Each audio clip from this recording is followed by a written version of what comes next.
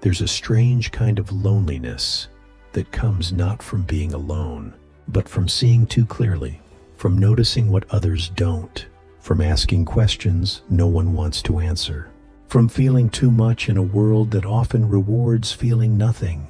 You walk into a room and sense the tension before anyone speaks. You hear what's not being said louder than what is. You catch the hesitation in someone's smile, the weight behind their silence, and slowly, without meaning to, you begin to feel out of place. Not because you're broken, but because you're tuned differently. People like you see under the surface. You see the strings behind the puppets, the cracks in the mask, the flickers of pain people bury beneath small talk and polite smiles. You see the world not just as it is, but as it pretends to be. And that vision, it's both a gift and a curse. Most people live within illusions, safe ones, social ones, illusions that give life structure, meaning even. We pretend we're okay.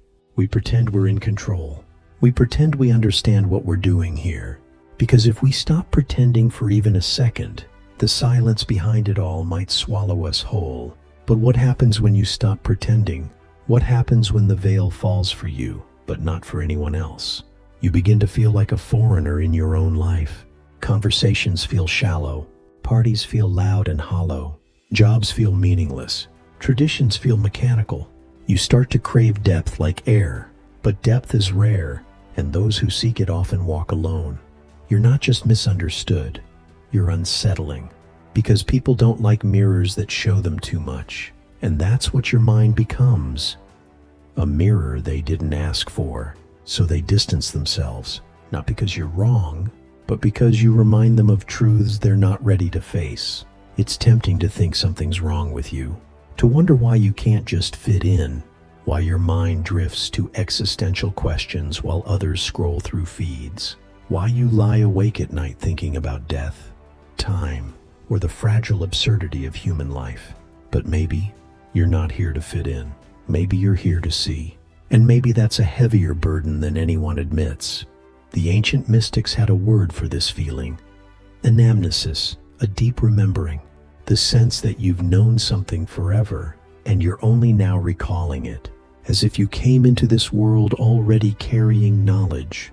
Most people spend lifetimes avoiding, not intellectual knowledge, but a kind of soul memory, a recognition that the world is not what it seems, and never has been. But seeing clearly comes with a price. You lose your ability to be numb, to blindly follow, to accept without questioning. You stop chasing what others chase, because you know the end of that road leads nowhere real.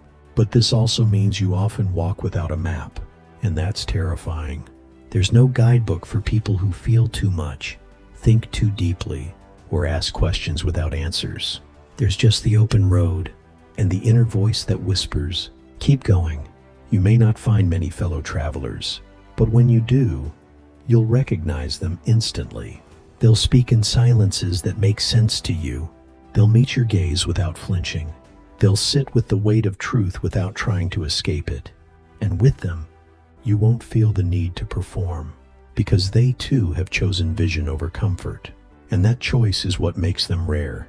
So if you feel out of place in this world, don't rush to silence that discomfort. Listen to it. It may be your soul refusing to sleepwalk. It may be the cost of being awake in a world that's addicted to dreams.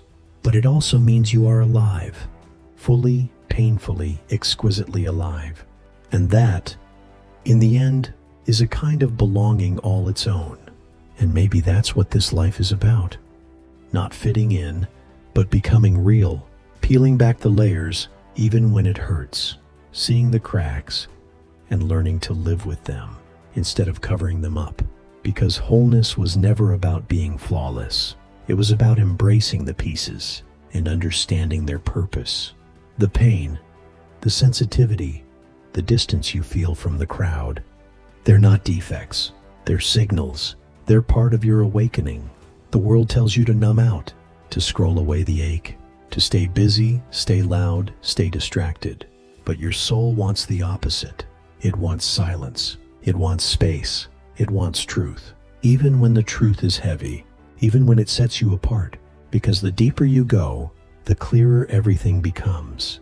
You start to realize that being out of place might actually mean you're in the right place, just not in the way the world defines it. You were never meant to blend in with the noise. You were meant to hear what's beneath it, to feel what others overlook, to carry the questions that make us human, and slowly maybe to light a path for others who are silently wondering if they're crazy for feeling the same. You're not crazy, you're awake, and in a world built on distraction, that makes you revolutionary. So honor that. Honor the ache, honor the disconnection, honor the strange, lonely gift of seeing too much. It means you are still capable of wonder, still capable of grief, still capable of being changed by truth. And that, more than anything else, means you're still deeply, wildly, beautifully alive. If this made you pause, if you're drawn to deeper truths and quiet strength, then you're in the right place. Like, subscribe, and keep exploring with us. See you in the next one.